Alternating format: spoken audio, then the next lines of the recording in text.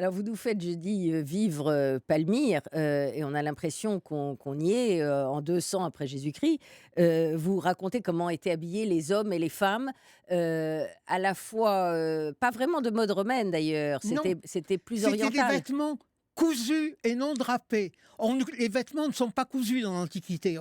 On s'en enveloppe comme Oui. d'une toge ou d'une cape, tandis qu'eux ont des vêtements cousus. Ils ont des braies.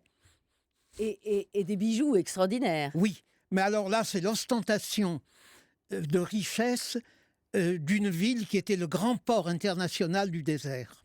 Alors c'est à la fois, un monde romain, mais un monde perse aussi, Oui, puisqu'au fond Palmyre était à la fois une cité de l'empire et en même temps une cité des caravanes, cité marchande. c'était la grande cité marchande des caravanes. Elle appartient à l'Empire romain, qui d'ailleurs y entretient une garnison, mais les Romains ne se sont jamais avisés d'imposer leur civilisation à d'autres peuples. Ils les laissent vivre, ils les laissent ce qu'on appelle de mot anglais précieux le self-government, je ne sais pas prononcer l'anglais, l'autonomie locale. Le grand mot du monde anglais, Oui, c'est l'autonomie c'est locale, l'autonomie locale aux mains des notables, c'est-à-dire des riches. avec une culture, patchwork. Au fond, Oui, c'est le multiculturalisme oui, inventé, déjà à l'époque.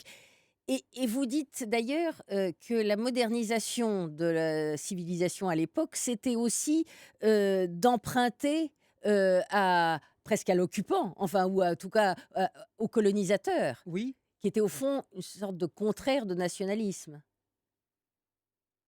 Oui, prenez par exemple la civilisation dite romaine, c'est en réalité la civilisation grecque en latin.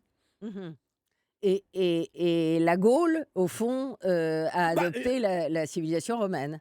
bien entendu, on les appelle les gallo-romains, mais ils ont tout adopté, y compris les noms, y compris la langue, mais de temps en temps, l'un d'eux, mais 3 siècles après Vercingétorix, prend un nom Saint-Gétorix. Mmh. C'est simplement pour se réclamer dans le lointain passé. C'est du snobisme, C'est ça, c'est du c'est pas du snobisme. nationalisme. Europe